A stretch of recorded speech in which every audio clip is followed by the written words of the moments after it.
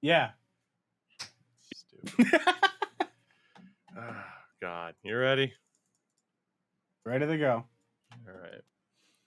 Ooh, breaking news, too. It'd be nice to talk about that. Brock Boeser re-signed in Vancouver. I have the details. So. Oh, damn. Yeah. Hello, everybody, and welcome to another edition of the Tougie Steak Podcast, a Canada Day edition of the podcast. So a happy Canada Day to you all and to Endo Mills as well. Arguably my favorite Canadian.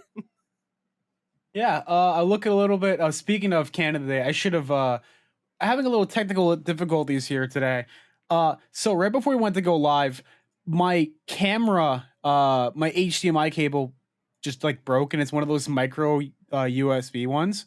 So I was kind of scrambling to figure out what I was gonna do, and so we did this. I took the picture of my backdrop and just put my my little avatar right in front of it, so it works. I'm almost like a VTuber in a way.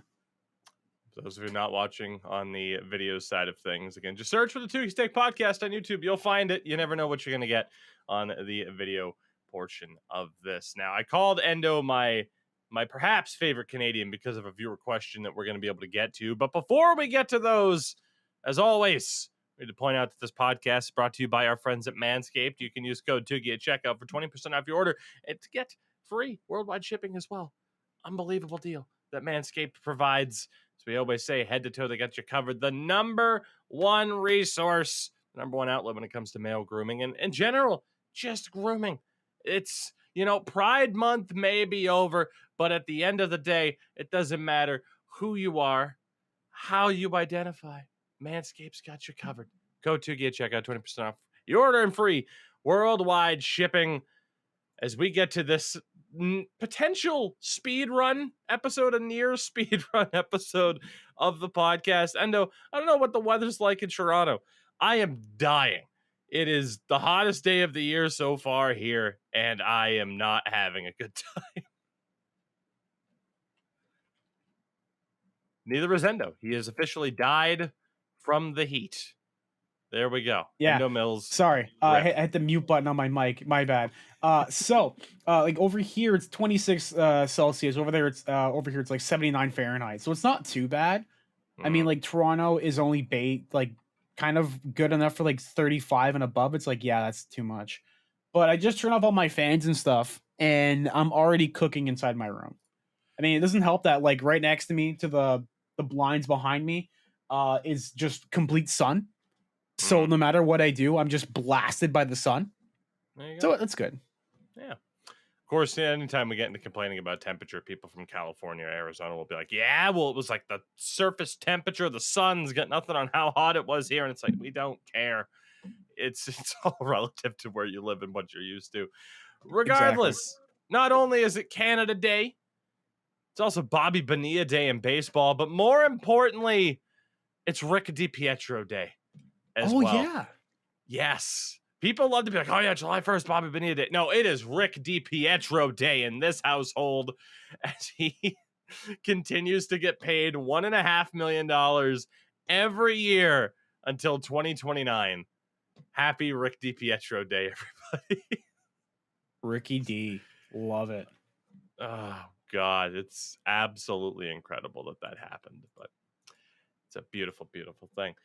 As we always do, we'll kick off this podcast with some viewer questions. Again, the link to my Discord is in the description, whether or not you're watching on YouTube or listening on any audio platform. Join, go to the viewer questions section, and you can have whatever weird or somewhat serious question you ask answered by us. And we start things off with Broken Wheelchair in honor of Canada Day. Who is your favorite Canadian player of all time? So, Endo, this is why I said I can't call you my favorite Canadian because of this question. And my first ever favorite Canadian player was Ray Bourque. But the obvious answer to this is the greatest two-way player in the history of the NHL. It's Patrice Bergeron. Duh, is my response. I mean, that's fair. Yeah. He is undoubtedly possibly one of the greatest two-way players, like you said. Sometimes I forget, like, some guys are Canadian. You know what I mean?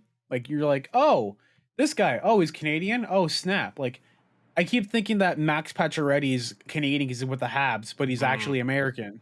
But maybe that's just Yeah. like the Habs effect, where you think everyone there is like French because the whole we need to have French players or names that sound somewhat French. Mm-hmm. I Yeah, hear you on that. I think my favorite Canadian player, and my favorite player is Nazem Kadri. I mean, a big cop out would be to go like Sidney Crosby, Nathan McKinnon, Connor McDavid. But I think just I don't know, maybe the relatability of being um like a minority itself, and his success story of getting into the NHL and all that stuff is kind of the reason why I'm like, yeah, Nazem Kadri. So I think for that I'm gonna say Nazem Kadri. Fair enough. We actually had a question as well about Nazem Kadri, so we'll jump to that now. It comes from BK. And obviously, a big topic of conversation after winning the Stanley Cup is, hey, what happens with Nazem Kadri next because he's a UFA? BK asks, is Nazem Kadri an $8 to $9 million player? And I'm going to say yes, for the sole purpose that somebody was traded this week and immediately signed a deal with his new team. We'll talk about that here in a little bit. And he got just about $8 million. So if this player is getting $8 million, I think Nazem Kadri, who put up similar points and has a well-established two-way game, Nazem Kadri is an $8 million player. I think so too. Like maybe just like on the cusp of 8. I think he'll probably get a deal like 7. Because if he does stay with Colorado, I think he's going to take a team friendly deal. I know a lot of those guys on that team are going to probably want those like big contracts as well too, because some of them deserve to get paid. I think what is it, Nishtushkin? I can't pronounce that properly. Valeri Nichushkin. Yeah, he deserves a payout. There's a lot of guys. Nick Paul, like we were going to talk about today, he got a payout, 100%. Yeah, It's going to be interesting for sure. From Nighthawk, what is your favorite moment in hockey history to hear called in another language? This isn't even a question. Everyone knows it's the Benino call from Harn Ryan Singh of Sportsnet. Like that, nothing else holds up. That is the most famous call in hockey history in a language other than English. I mean, I don't know. Maybe there's some French Canadian fans that have a moment like that, perhaps, but this is the one. This is it. This wins. I think there was one that happened a long time ago. When I mean like long, I mean like 2010 to like 2015. I believe the Florida Panthers were just starting to use a Spanish broadcast as well. And he called the goal as if it was an actual soccer goal. So he scores like goal. It just kept going for like 20 seconds. I was gonna say how long you could hold that note. Yeah, it's like my longest yeah boy. Yeah, that was probably my favorite moment because it was the kind of the first one where I kind of realized that maybe hockey shouldn't just be broadcasted in English and French. I mean, with the French thing you said, the entirety of Quebec could just constantly say the Habs play by play for every game is just the best calls because the iconic LB, like it's so iconic.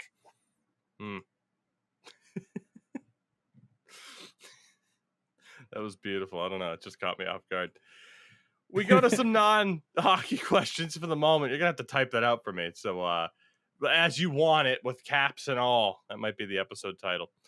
From, I believe it's from Jamie Ben fan account. Who's better at math? Just who's better at math? Probably not me. You sure?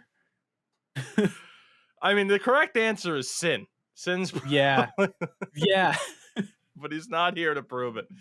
Like, is this where we talk about how good and bad we were in school? Yes, that's the only way to I don't know, man. I liked math as a kid up until late middle school, early high school when you start adding in shit that's only going to be applicable to me if I'm a goddamn engineer. Around that time it was what were your favorite classes in high school? Fucking history and gym. There you go.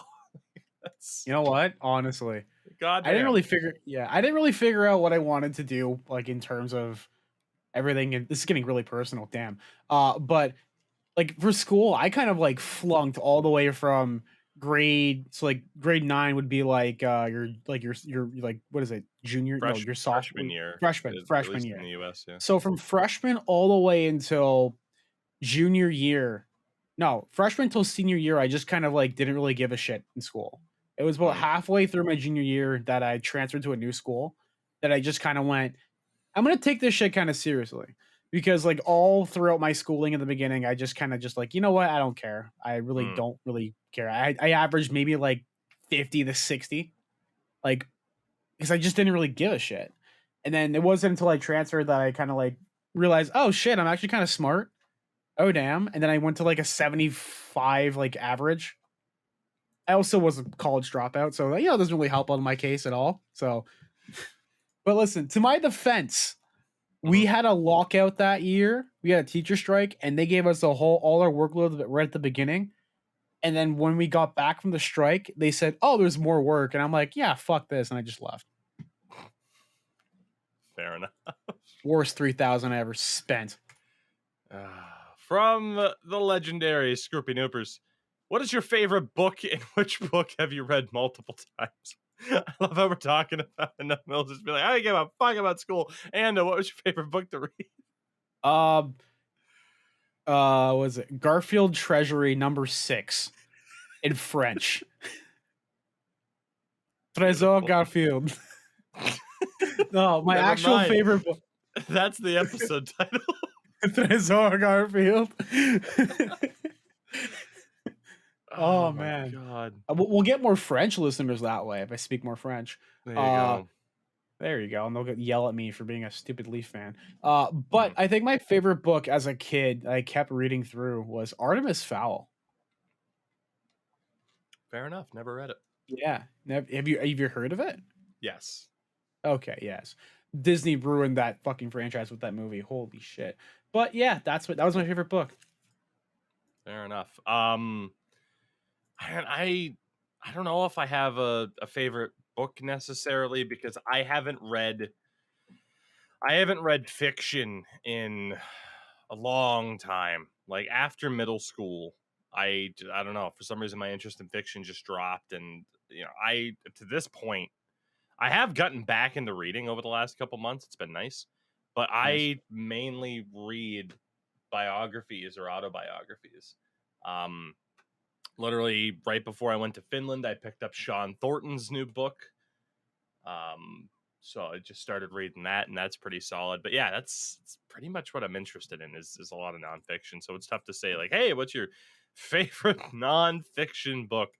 Although I did finally get around over that April break where I road tripped with the girlfriend down towards Tennessee. Spent most of the road time reading Bret Hart's biography or autobiography that came out about a decade ago, and that was good. That was good because if anyone's a wrestling fan, you know that man is the most brutally honest man. There is just no filter. You know Yeah. exactly what he thinks. There's no politics there. Beautiful, absolutely beautiful. So yeah, Yeah. kind of where I'm at right Honorable now. mention. Honorable mention. The Little Prince, both in English and French. I don't know what that is. Little Prince? No, You've never heard Le Petit Prince? You never heard of either of those? no, I have not. You should definitely look it up. Antoine, I think it's by Antoine de Saint-Exupéry. He was a pilot, and they don't know what happened to him because he went for a flight and he just kind of disappeared, and no one heard of him since. He probably crashed. No offense. Spoiler alert. Yeah. It's a very it's a Is this for very the book or the author? It's the author. It's the author. Okay. But the book, I don't want to spoil it, but the book itself is very nice. They made a movie on it a few years ago. Hmm. Yeah. Yeah. No, I'm kind of reading up on the guy, and yeah. Yeah. Hmm. You never want to see someone with a Wikipedia article entitled, like a section disappearance. You never want to Yeah. see that. It's not ideal. It's not Unless perfect. it's reappearance at the bottom after Yeah. that. Fair. From Hawks, and this is obviously in the spirit of the fact that we've been playing F1 22 on stream lately. You're given the exact amount of money that it costs to create an F1 team and gain sponsors. Who's the engine supplier and who's the main sponsor? Engine supplier, we're going to go with Chevy, and the main sponsor is going to be Dunkin'.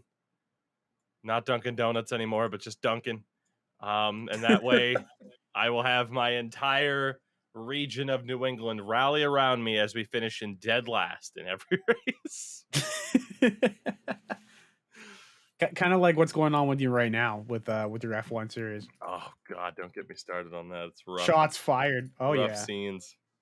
Rough scenes. I'm not really a big F1 guy, so like Yeah. I think I'm gonna go with like a Volvo engine, so you know that shit's reliable. And then my main sponsor is gonna be Dick's Sporting Goods, Good and call. we're gonna call the car the Cock Rocket. You got it all planned out. Yeah. Jesus. And our final question comes from Piney, as always. Oh boy. God, we need a stinger to play whenever the Piney question's about to come up, just so people know what the hell's about to happen. And this one, it's an interesting one. It's an F, Marry, Kill. Spyro the Dragon, Crash Bandicoot, or Donkey Kong. Wow. So I'm gonna let anyone else go first on this one. Either way, you finish this round as a furry, regardless. Yeah. So you walk out of this whichever way you want. Oh man, I have no idea who I'm gonna pick. I feel like you have to fuck Donkey Kong. You have to. You have to. Listen. His dong is expanded, all right? He's ready to go. He's prime, cocked, loaded. I would kill Spyro the Dragon because that fucker has it coming. He's nothing without Sphinx, okay? He's nothing without his little fucking dragonfly friend, okay? And then I'll marry Crash because I love Crash. I love Crash Bandicoot. It's one of the first games I played. And it'd be nice to be in wedlock with the I can do the Crash dance. Yeah. At my Together. at my wedding. So like, look, I grew up playing all three of the games that these characters are in. I haven't played Spyro in a while. Pyro's our main Twitch mod there. He's gonna fucking murder me because I've been long overdue to play the Spyro remakes. That said, Spyro's dead. I mean, see, the problem is Spyro's small, and I'm a large man, so I don't really think I could even be like, yeah, hey, you're my new fucking mode of transportation here. What's the benefit? What's the benefit right now to staying with a little dragon long term? I see no benefit. I don't. You can do a little hover. You can do a little hover thing. Get that little extra bit of height. Oh my god. We will in presidential terms have sexual relations with Crash Bandicoot, and we'll marry Donkey Kong for the thickness. For the thickness. For the thickness. I shower you with coconut cream pies. God, that animated series was terrible. You know what the worst part about it is? Because I grew up learning French immersion in an English household. Let's see how that makes sense. I watched that series, but I had to watch it in French. So there's a I theme retained here about you and French and how consistently you've kept up with it. Iffy a little bit here and there. I mean, I did do immersion for 10 years, excluding what's it, preschool, whatever, kindergarten, that kind of thing. Yeah, so I am proficient in my knowledge of French, although you can't use it anywhere but Quebec because they use Old French because Fair enough. Yeah. Your point about this? Oh yeah, the TV show was fucking terrible. I mean, I couldn't retain any information because it was all in French. Because it was all in French. I'm like, what is this? Okay, I have to translate it while watching it. Great, god damn it. That's not only is it a horrible cartoon, but Gotta focus on translating it. It was like an animation barrier and a language barrier, and like that's just too much. It's give me one or the other, not both. Fair enough. Everybody, again, thank you for sending in your viewer questions as always. With that, shockingly, we have enough that's happened over the past couple of days to warrant an episode this week, or this, 2 a week. I mean, I thought we might be going down to 1 a week, but apparently not. We'll start off by talking about, well, let's go for the Kevin Fiala news first here. As the trade was made, we all kind of knew Kevin Fiala was on his way out of Minnesota. There was pretty much no way he was going to be coming back. But he is dealt to the Los Angeles Kings for prospect Brock Faber and the 19th overall selection in this upcoming draft. We'll talk first about what this means for Minnesota. Number one, you maximized what you could possibly get for Kevin Fiala, which is pretty good. I mean, Bill Guerin made it clear that they weren't afraid to take a deal, from a fellow Western Conference team. That wasn't really a factor. And it's a good thing he didn't limit himself like that, because in a situation like this, yes, a team's going to want the proper negotiating rights to Fiala. We're not going to have to worry about anything like that. But still, when everyone knows a player's leaving, it can kind of hurt a potential return for what that player's going to get in a trade. Minnesota did very well here. I mean, again, the 19th overall pick is nothing to kind of scoff at in this draft.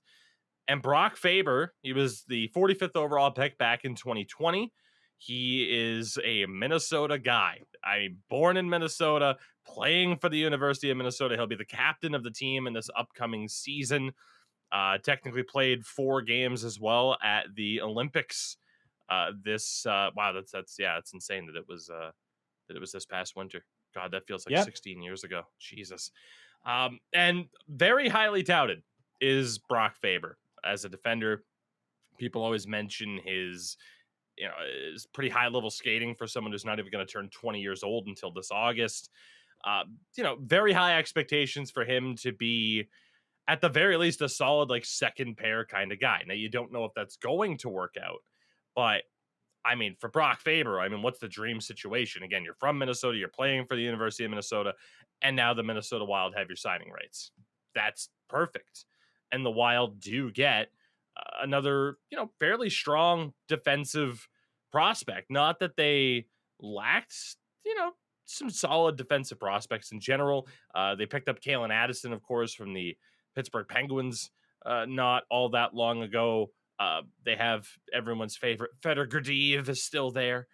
Ryan O'Rourke, I like him quite a bit. They drafted Carson Lambos last year, so They have a decent little prospect pool there. And, well, let's be honest, with their cap situation, they're going to need to have guys on relatively cheap deals, because those Parise and Suter buyouts are bending them over. This year and next year, it gets even worse. So, honestly, for Minnesota, Endo, I don't know if you disagree, fantastic deal for them. I really like it.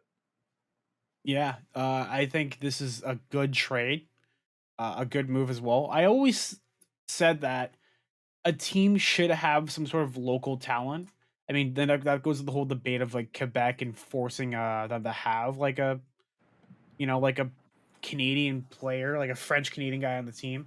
But it's always good to have homegrown talent on that franchise, on a franchise, because it shows that, yeah, listen, we can grow people here and people who are from abroad. And I think it's a good move that they picked up. Who was it, Brock Faber? Yeah, good thing they picked him up. For the LA Kings, they get some high-end talent on the wing in Kevin Fiala. They immediately signed him to a 7-year deal worth essentially $7.9 million per, which is fairly hefty. He'll turn 26 this month, coming off of a career best season where he posted 85 points in a full 82-game season. A lot of people trying to kind of downplay that, but no, not really. It's not like he was carried by anybody. He worked very well with Matt Boldy this year, but very solid pickup for the Kings. A lot of people are like, oh, but who could they have drafted with the 19th pick? But the problem is, how long is it going to take for the 19th overall pick to actually develop? that's my thing. Like, yeah, you can look towards the future here and what might happen, but I mean, hell, we could even look back at certain 19th overall picks in here. Let me scroll back through the last couple of drafts. Let's go like 2018. 19th overall pick, Jay O'Brien. You got after him Rasmus Kapari, Ryan Merkley. Like, nobody there was really made a strong impact. 2017, you got something like Josh Norris. Like, it takes these guys a couple of years to be able to get to where they want to go. And for the Kings right now, after picking up, say, Philip Deneau in free agency last year, they obviously got Victor Arvidsson not all that long ago. Anze Kopitar is still good. Drew Doughty had a bounce back year. There's really no reason to kind of not go for it. And they still have cap space to potentially make other deals. And in terms of defensive prospects, I said this on Twitter, they do have Tobias Bjornfot. Sean Dursey, still a relatively younger guy. Jordan Spence. Brant Clark really stands out as someone who once upon a time was talked about as, again, top 5 draft potential, and he was the 8th overall pick in 2021. They're still set. They got a lot of good guys defensively as well, despite giving up Brock Faber.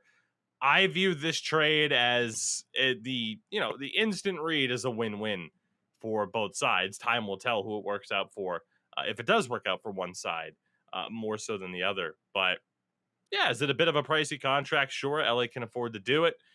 They get better where they need to get better at the moment. Works out very well for the Minnesota Wild as well. It's a win-win. Yeah, I think it's a very even trade. Usually, I guarantee, like, one of the few years, I think 2 or 3 years from now, people are going to look back at this and say, oh, it was a landslide for this, landslide for that. But you got to look at stuff in the moment. It's good that they grabbed Fiala, and they had the money to pay him, too. They have a lot of cap space right now. And they have a lot of possible, like, UFAs in the line. And that's great. But it's good moves as well overall for both teams. In terms of other contracts, there was a bit of breaking news right as we went to start recording. The Vancouver Canucks reached a 3-year deal with Brock Boeser worth $6.65 million per. Brock Boeser's a really weird case because we know his personal life, there's been a lot to try to overcome.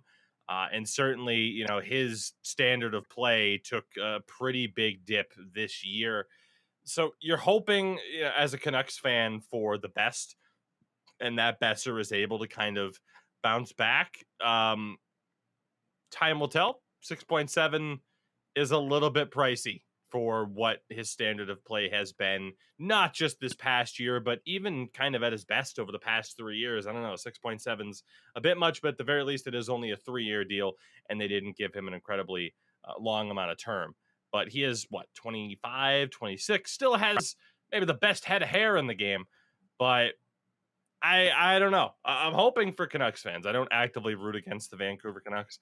I'm hoping for them that it works out a little bit, because it might not. And that kind of, every deal might not work out. But it would be a bit of a shame if Brock Boeser weren't to really be able to turn it around. But it leaves the Canucks with $2 million in cap space. Granted, they don't really have anybody major to sign at this point. They do have another $3.5 million in space once LTIR kicks in for Michael Furlan. So, you do have, what would that be then? About $5-6 million to work with. I'm intrigued to see what they do, because I don't know if any of their UFAs they'd necessarily be looking to bring back. Alex Chason, Brad Richardson, Brad Hunt, Yaroslav Halak. So they do have room to make another move or two once free agency starts. So maybe the Boeser deal isn't all that bad. But you do have Bo Horvat and JT Miller, who are both making under $6 million and will be UFAs at the end of this upcoming year. Very interesting time for the Canucks right now in general. Again, you get your new GM in there.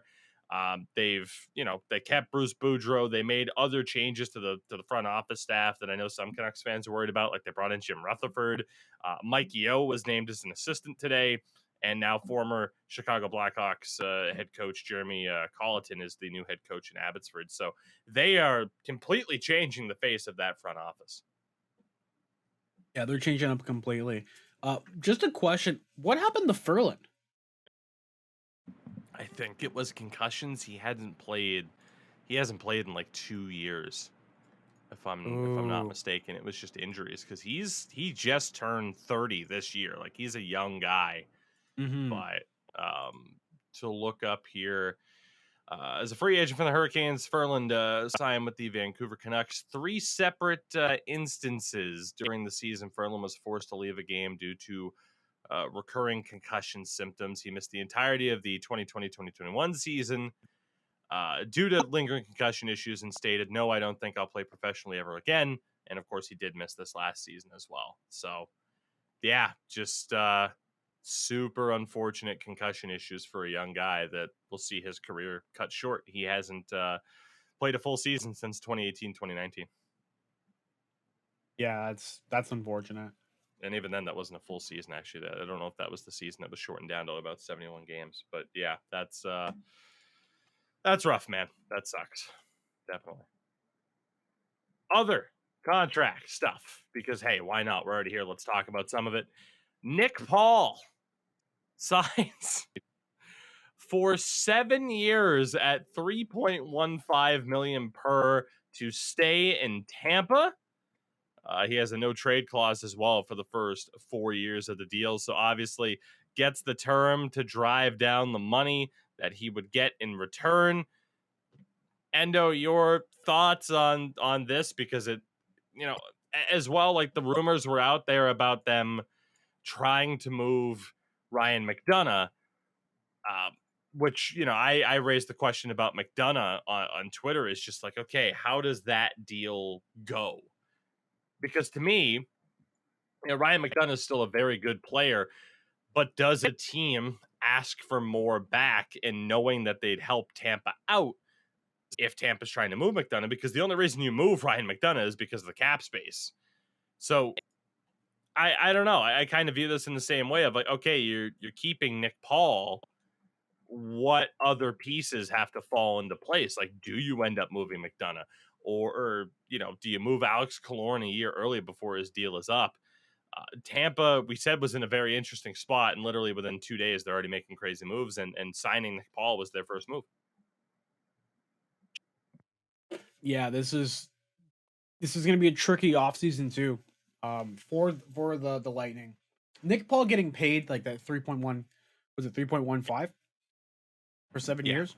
Yeah, insane deal, and he's worked for every single one of that 3.15. The fact that it's 7 years shows that he wants to stay with the organization. It shows loyalty. Because they gave him a chance. They gave him on a cup run right there, and he put the work in, and he showed that he deserves to get that big money, that big payday. But then you got to look at everywhere else and see if other people are gonna, like you said, either gonna have to get traded, moved, or who knows. I think they're gonna be really, really patient this offseason and try and make a lot of deals. I feel like they're gonna make one trade and then just kind of coast it out till the end and make a move. I think they're going to trade halfway through the season just to kind of see where the direction is going, because I think they can still compete because they went to the goddamn Stanley Cup final. But it's just managing their cap situation, which really is going to be troublesome. Like I said, in terms of the teams that I was interested to see what they could do, Tampa might be at the top of the list outside of, say, the Boston Bruins. 2 other signings that caught my eye, both goalie related. Craig Anderson is still playing and is staying in Buffalo, a 1-year deal at $1.5 million. He is he's recently 41 years old as of May 21st, still in the league, and will be, presumably a part of a tandem for the Sabres this upcoming year. They don't have Tokarski signed. Funny enough, they picked up Ben Bishop's LTIR. Malcolm Subban's not signed. Like, I guess it might be Craig Anderson, and it might be time for Ukko-Pekka Luukkonen. which, I mean, yeah, if you're going to have a young goalie be able to learn from somebody, him learning from Craig Anderson's a pretty good person to learn from. But yeah, you know, a lot of people are like, oh man, do you think Buffalo is going to be able to make the surge towards the playoffs? I can't bet on Craig Anderson and Ukko-Pekka Luukkonen, guys. I'm sorry. Like, I know they played pretty well given what Buffalo Sabres fans, you know, the plate of garbage they've been dealt to be like, here you go, watch and enjoy, eat up. Like, you know, they played pretty well. Alex Tuch played pretty well, should be the next captain of that team, but it's Craig Anderson and probably Ukko-Pekka Luukkonen. And End of Silence agrees. I just laughing internally about this because like that team's definitely still in like a rebuild state. I feel like they didn't want to admit that they were in a rebuild, especially with all the trades with like Eichel and all that, bringing over some offensive pieces because they really picked it up at the end of the year. But I just don't know. Keeping Craig Anderson is interesting. His style of play is kind of like ancient in the league. He's like kind of like the last old style goaltender because he's old. Yeah, he's old. Exactly. Isn't he like the oldest? He's got to be the oldest active NHLer, aside from Chara. Oldest active NHLer aside from Chara. Honestly, I am trying to think of who the oldest player is right now. I mean, isn't Mike Smith like 41 as well? I think so. I mean, yeah, if Craig Anderson's 41, unfortunately, I'm on the lovely Quant Hockey, but unfortunately, they're not leaving me an option to not sort by nationality. So I'm trying to scroll through numerous nationalities at once. I mean, Joe Thornton, if he doesn't retire, is what, 42, 43. Mike Smith's about 40. Obviously, we know that Chara is way the hell up there. I think he's 44, 45 at this point. So yeah, he is way up there in terms of total player age for sure. But I don't know. I'm intrigued. The other goalie note was that Scott Wedgwood is electing to stay in Dallas. 2 years, $1 million per, which pretty much confirms Braden Holtby's on the way out, and they might buy out Anton Khudobin's deal because their goaltending is going to have to be Scott Wedgwood and Jake Ottinger as their starter. Yeah, this is interesting for them too, because before they had no goaltending, now they have too many goalies. I mean, especially with Ben Bishop going down and trading his LTIR rights, that's another goalie off there. It makes you think that what if they decide to give Holtby or Khudobin a chance, and then they move Scott Wedgwood because he's only got $1 million on the cap, and then Wedgwood goes around and moves to another team. And then he's played on a bunch already. So. Yeah, exactly. Remember, I had him on Instagram, and he was showing off all his gear. He has so many different helmets from so many different teams. It is insane. Sure. He's kept all of his gear. I was gonna message him and say, "Hey, you willing to sell some of your chest protectors? I need something." The other news to talk about, Toronto, I mean, in Leafs news, they've made it clear that Ilya Mikheyev's rights are available to be acquired if a team wants to work out a deal. And No Mills, your thoughts as, Mikheyev is basically guaranteed gone at this point. My boy, he become big and strong and he leave.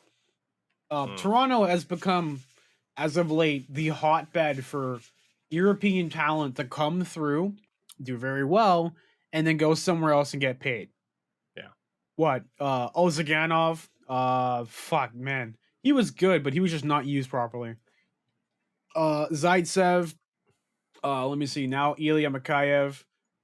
Who else did we bring through? Fuck, I can't remember his name. Par Lindholm. Who was also Bruins well legend, Par Lindholm. Yep. Just so many guys just come through here and just go bigger somewhere else. Grunland. There's another Andreas Borgman comes to mind. Borgman gets paid. Oh, you know who I was trying to think of? Great name in Leafs history, Nikita Soshnikov. Oh my God, Soshnikov. Oh my It feels like god. forever ago that he was the lead. So long ago. God damn. We've talked about that with the Leafs before, just how many names are out there like that. Where it's Hmm. just like, oh yeah, that guy. I mean, Jesus, you already mentioned Igor Oshganov, who was Yeah. yeah, definitely towards the top of that list. And then the other aspect for the Leafs, Darren Dreger reporting that, quote, Jack Campbell will probably get $6 million a year. The Leafs currently have $6.4 million in cap space. RFAs Engvall, Kasha, Rasmus Sandin. UFAs Blackwell. We know Makheyev's gone. Ilya Lyubushkin and Jack Campbell. If Jack Campbell's camp is aiming to get $6 million per, he is not going to be a Toronto Maple Leaf next year. Nope. There is an entire retooling of that goaltending operations because like they fired Steve Bloom, or I think his name's Steve Bloom, or that's an actor, I can't remember, but they fired their goalie coach. They cleaned house completely. Mm. And I think it's Brule, not Bloom. Bloom is like Bloomhouse, which is movies, but they cleaned house. They are definitely gonna be looking in the offseason to get rid of Mrazek's contract, or, and this might be crazy and it's probably going to happen, they're going to hold on to his deal and make sure he gets rehabbed in the summer completely and bring him back. Because when he's healthy, he's great. But the problem is you can't have him be a starter with his groin injuries and his knees and all that. He is basically a backup goalie, guaranteed to and through. I think the whole plan was to have him be the starter, Campbell be the backup kind of thing, and then it just fell apart completely. Then you have Chalgren, and you got Wall, and you got Dryden McKay, who's not on an NHL deal, but let's be real, the Leafs are going to probably find a way to bring him up by nullifying the contract if he develops really, really well. Not this year, but the year after. So their goalie situation is kind of scuffed in the way that they have a lot of good pieces coming up, but they're nowhere near ready. I mean, Wall was great, but he needs one more year in the A to really get that solid ground with him, because the Marlies missed the playoffs this year.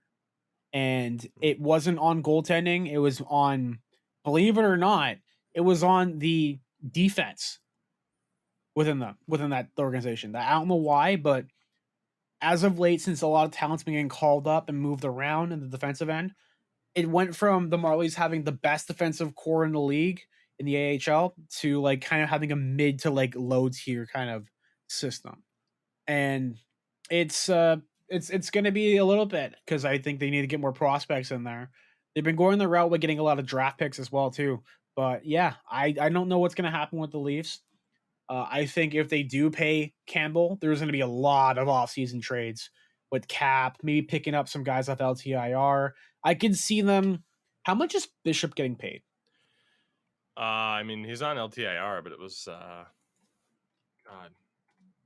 It was a lot, wasn't it? It was $5 million. $5 million. All right, hear me out. Leafs get themselves another LTIR guy, another Clarkson, another Horton, another Roby. Roby. Just grab him on there. Yep, put him on Roby Island. You're good. So I'm intrigued though, because like UFA free agent goalies right now, I mean, the big ones, it's Kemper, Campbell, Fleury, and then I'd say to a lesser extent Husso, just because he's not as proven. And there are quite a few teams I think that would be looking to upgrade goaltending. It's just I don't know if Jack Campbell gets $6 million that he's apparently aiming for. That seems like a lot. Mm-hmm. That's why I don't think it's going to happen. I think he's going to go somewhere else. Yeah. So in terms of players, that's pretty much covered. But then there's all the coaching news that happened as well.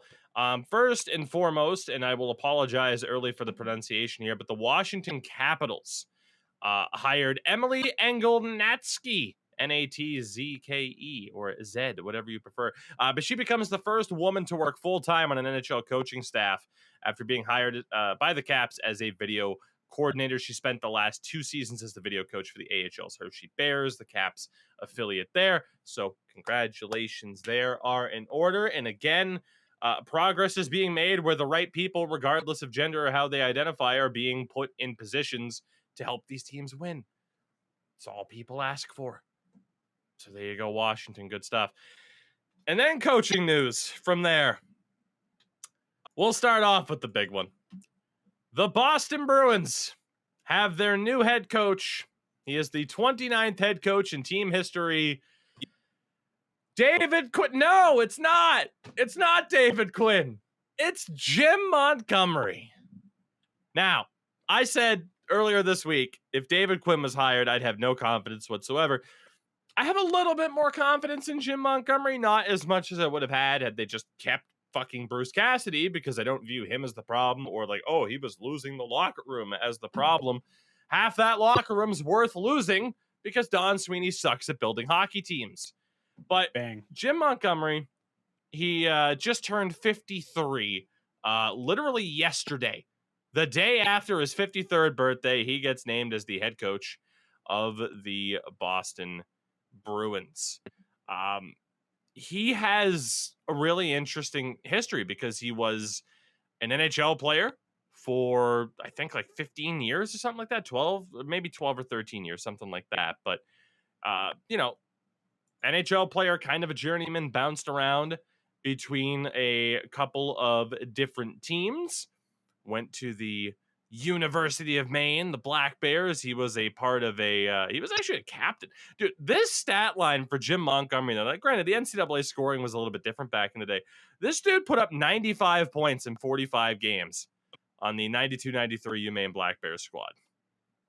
Fucking nuts. It's beautiful. Absolutely beautiful. And he was the tournament MVP as well when the Black Bears won the NCAA championship in 1993. Why is that worth noting? Because it's UMaine, and I'll note it if I want to. And he was second in scoring on that team with Paul Kariya. God, how I wish I was born to have seen Paul Kariya as a UMaine Black Bear. It would have been phenomenal. But after that, after his playing career, got into coaching, bounced around as an assistant coach, University of Notre Dame, RPI. Ended up being a USHL GM and head coach with the Dubuque Fighting Saints, and then finally got a big gig at the NCAA level with the University of Denver, where I do believe as well he won an NCAA title there back in 2017.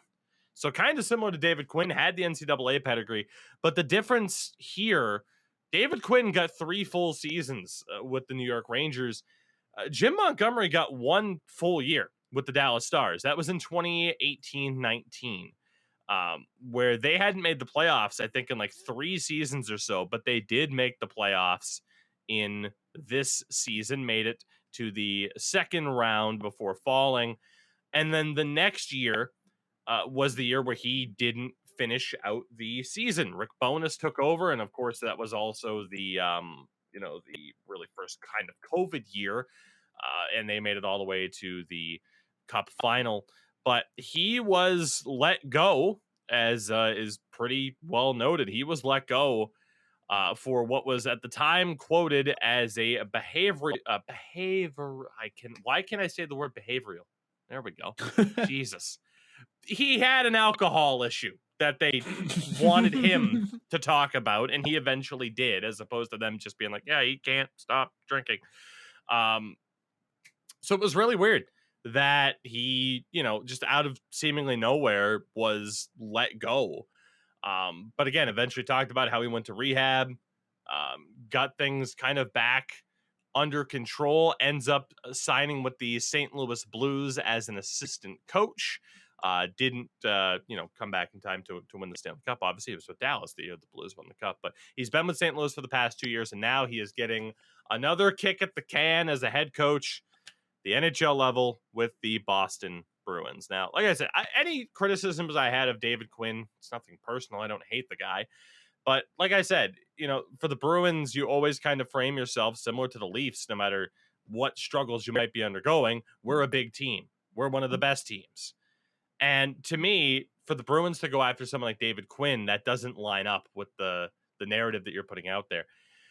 Jim Montgomery, though, is someone that, I think we saw a glimpse of what he could do at the NHL level, but we didn't see everything that he could offer. And this is his chance to prove that, hey, no, I am legit and I am good enough to help kind of move things along. I can only be so optimistic though, because again, it should have been Don Sweeney that got fired and not Bruce Cassidy. But if this works out, cool. And maybe they don't waste the final few years of Patrice Bergeron's Hall of Fame career. If it doesn't work out, then Don Sweeney gets fired. So it's a win-win for me, regardless. That's where my optimism comes from. Either this works out and it's a good fit and good things happen under Jim Montgomery, whether it's a fucking rebuild or whatnot. But let's be honest, if it's a rebuild that they eventually move towards, who trusts Don Sweeney to draft? Not me. And if they go for it and they fail, eventually this results in either Don Sweeney getting his shit together or Don Sweeney gets fired. I guess you could say they're on that path regardless of who they hired here, but I'm hoping for the best with Jim Montgomery. Probably a lot because of the UMaine connection, but it's just, they still have a lot of work to do in the rest of this offseason. I've been up and down that roster and kind of dissecting it plenty of times. So I think all of you guys that listen to this know what's up, but yeah, I'm hopeful, but is my optimism level as high as I wanted it to be by July 1st? Not really, but hey, time will tell. Endo, I don't know if you have any thoughts on this, and if not, we can move to talking about one of the other head coach hirings, because there were a couple in the past few days. So far, from your general reactions, it's basically, yeah, if he does good, it's great. If he does bad, fuck yeah, it's great, because he's gone. Basically. It's pretty much what it is. Which is a weird spot to be in, instead of just being happy that your team's a contender, I guess. But no, that's fair, honestly. With the mediocrity and bad drafting and basically trying to protect themselves from any sort of wrongdoing and just oh yeah, take this guy, be the fall guy or whatever. It's fair for you to feel that way. The Detroit Red Wings also named their new head coach. He'll be the 28th head coach in team history, Derek Lalonde. Very French, very bald. He's from New York too, which is the best part of it. He is someone who has been around in the coaching game for longer than Endo Mills has been alive. His first coaching gig was as an assistant coach, as a graduate assistant, actually, at the one of the colleges he went to at North Adams State College back in 95-96. He was around the NCAA at the highest level from 2002 all the way to 2011, went to the USHL, was a head coach in the ECHL with the Toledo Walleye, AHL head coach with the Iowa Wild, and has been a Lightning assistant coach since 2018. So unsurprisingly, Steve Yzerman brings over one of the guys that, he got to work with quite a bit. And obviously, two-time Stanley Cup champion with the Lightning. It's his first head coaching gig at the NHL level. We just saw the success that former ECHL and AHL head coaches can have with, obviously, a certain head coach for the Colorado Avalanche and Jared Bednar. I think Red Wings fans would have been happy regardless, because they got rid of who they had. But I'm intrigued. I mean, as well too. 49 years old, not the youngest, but hell, by NHL head coaching standards, it's actually not all that old. So, I find, in a sense, the Bruins and Red Wings aren't all that kind of far off from the caliber of coach that they signed. Montgomery has that little bit of extra NHL head coaching experience, but I don't know. I think it's Yzerman. You don't doubt Steve Yzerman ever. You just don't. So it'll work out perfectly, I'm sure. Yeah. Sorry, I was half distracted because outside my condo there were two bunch of fucking idiots shooting fireworks at each other. How to tell you live in a frat area in the city of Toronto? That. But yes, I do agree. From what I can hear, besides kids screaming outside, fucking idiots. Great move, great signing.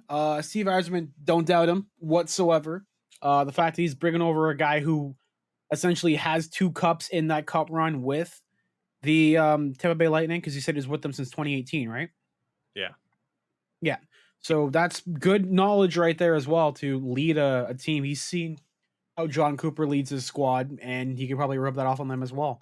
I think Detroit's going to surprise a lot of people this year. I think they could I would not be surprised if they do make a playoff push. at all.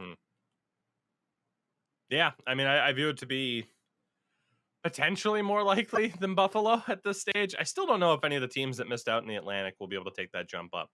But, man, season to season, we never really know what the hell we're going to get at this point. So. Yeah. And then the final, or actually there's a couple more bits of head coaching news.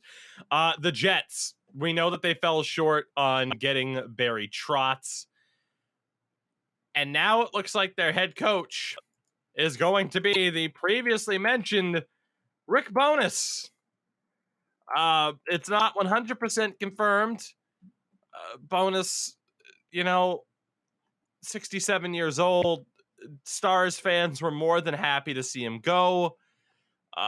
Again, this is a guy whose first NHL head coaching gig, or first really NHL coaching gig in general, was back in 1984-85 as an assistant coach for the Winnipeg Jets. Like,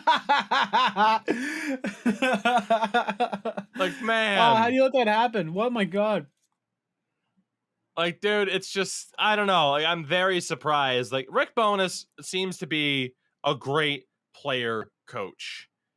But it's just, they were only able to get so far in Dallas. They did get that one cup run out of it, but before losing to Tampa. But it's just, I don't know, man. And again, like, dude, he was the head coach of the Bruins in fucking 1992, like, for one season. Like, he's been around so much, but I just, like, again, for Jets fans, I think they're in a similar spot of looking for someone to instill confidence. I don't know if, you just watch Stars fans celebrate the fact that he's gone and then he gets signed. For me, that's why I was so sure about the David Quinn thing, is because I'd look at the reaction, and literally one of the biggest reactions, like the news today of Jim Montgomery signing in Boston, one of the top upvoted comments on Reddit was a person with the Leafs tag saying, "Oh, that's unfortunate. I wanted David Quinn." Like, and that's got to be similar to what Jets fans are feeling right now, where they're like, "Yeah, Barry Trotz," and people are going, "Oh shit!" And now all of a sudden it's like, "Hey, it's going to be Rick Boeser," and Stars fans are just pointing and laughing at you like Nelson from The Simpsons. Like, I don't know. Rick Boeser back to Winnipeg. That's the meme to make at this point. Photoshop Rick Boeser's face. There you go. Yeah, Jets back fans. To Peg City. Oof, yeah, back to Peg City. Jesus. Yeah, just craziness. And then the Sharks, who still haven't named a GM. Apparently, former Sharks Ray Whitney, Scott Mellanby, and Mike Greer are apparent finalists. And I note that they're former Sharks because Kevin Weeks, who's become the ultimate insider, has stated that former Sharks are essentially getting top priority in being named for front office positions. That's very Montreal of you to have this bullshit parameter. And then on top of not having a GM, they do elect to let go of Coach Bob Boughner and his assistants, which means pretty much whoever they're talking to as a GM wants to be able to name their head coach. And there's not that many head coaches left. So not a great situation for the Sharks. I wish Sid was here to talk about it, although let's be honest, he probably wouldn't be all that enthusiastic. Yeah, he'd be sad. And then we already know Peter DeBoer was named Dallas Stars head coach. It was announced today, it's official, he is bringing Steve's spot with him. Sin, while not here, and while it's late over in Finland, is just punching the air right now, as is every fan base that has had to deal with Steve Spott being their power play coach, with Peter DeBoer being around. Yeah, good luck, Stars fans. You got rid of one menace, apparently, and brought on another one, which just oof. So, man, the NHL is just, it's weird. It's been a crazy couple of days. Do have three other things I wanted to touch up upon. First and foremost, the Memorial Cup. St. John won at home, which was cool. Had I not just gotten back from Finland, I honestly would have tried to have gone to the final, but I just don't want to go anywhere. It's very nice being home. I've been home for less than a week.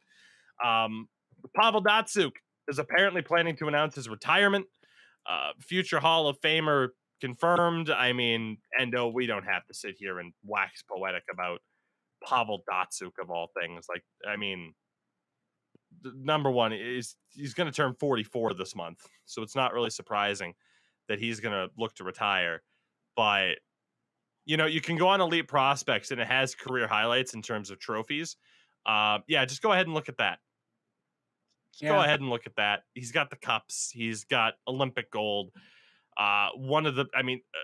Still like underrated in his two-way game, his offensive skills. I don't know if we have like the Pavel Barbers of the world on TikTok and Instagram doing what they're doing without Pavel Datsyuk and doing what he did on the ice.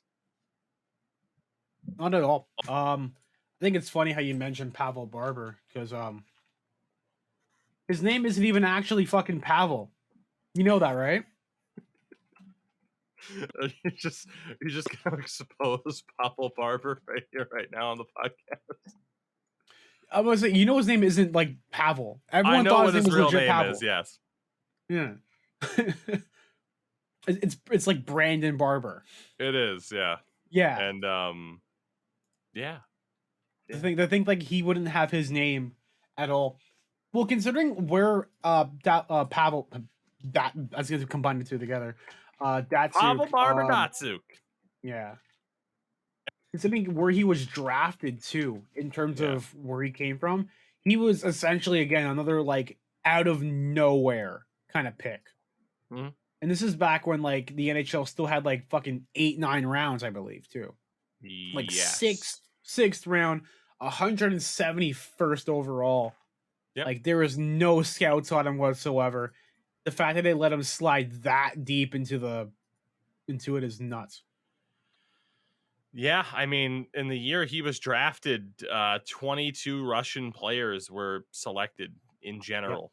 Yep. We were still like the Iron Curtain, so to speak, in terms of professional athletes coming over had fallen. Like it wasn't as rough of a situation getting players to come over, but it was still a situation where it was a bit of an uncertainty to number one, get these players to come over, but also to be able to scout because certainly, it wasn't as simple as I was going to say as it has been in recent years. Now it's obviously going to be even more difficult to scout Russian talent, which actually kind of brings us to our final talking point here.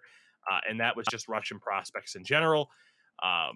You look at a lot of draft boards right now for the upcoming draft, and you're not going to find too many Russians towards the top of the list because of the uncertainty with everything going on.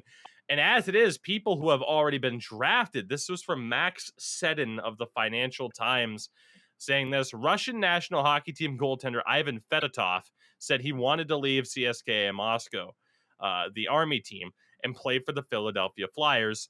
He was apparently arrested for technically draft dodging.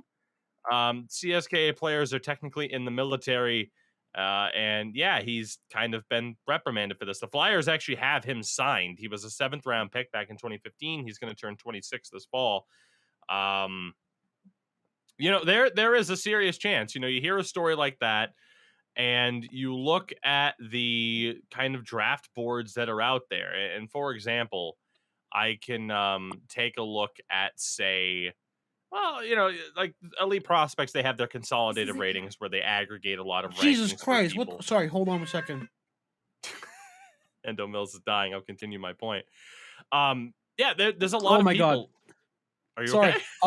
So what happened is I'm not sure what popped up or something that you said, but my Google Home just went off. It was like, "This is a cat, meow," and just scared the fuck out of me. What? Well, everybody, we have an episode title now. Welcome to God. This is a Cat. Lena, was that you? God. Yeah, I had a panic attack because they just went off out of nowhere. Yeah, this is completely derailed. Okay, yeah, we're on the podcast right now. That's okay. Bye, everybody. It's been a weird show. Oh my God, yeah. Russian prospects. Will they fall to the 6th round again like Pavel Barber Datsyuk? They might. They might. Yeah. Oh God. And no, let's just end the show. My office is 100 degrees. We got to talk about everything that's happened. We'll be back next week What do you got going on aside from a surprise cat adoption? Yeah. Oh, one last thing. There was an update in the Hockey Canada thing. This is really short. Tim Hortons also pulls out their sponsorship for the money. No Timbits, no hockey. No Timbits, no Timbits hockey. At least a part of Hockey Canada. For myself, I'm just working on stuff. I was gonna stream, but because of the webcam thing, I might just not. Although it would be really funny to go live and just have this as a setup. It'd be funny. Yeah. Yeah. What about you? What you got going on there, too? A whole lot of Formula One and trying not to die because it's too damn hot. It's too damn Cheers, hot. brother. There you go. Everybody, thank you very much for listening. We will be back next week, still without Sin. I think he's just gone. I think he found a wife. I think we lost him, everybody. Yeah. So let us know who we should bring on as the official third member of the show, and it'll probably end up being like Piney, paying people to be like, vote Piney, vote a rogue pineapple. And then we'll get Piney's questions all the time. Vote or die. Vote or die. Meow. We'll see you next week, where hopefully I'm not dying of heat stroke. And hopefully I have a proper webcam. Hopefully. Goodbye, everybody. Manscaped.com. Go Tougie.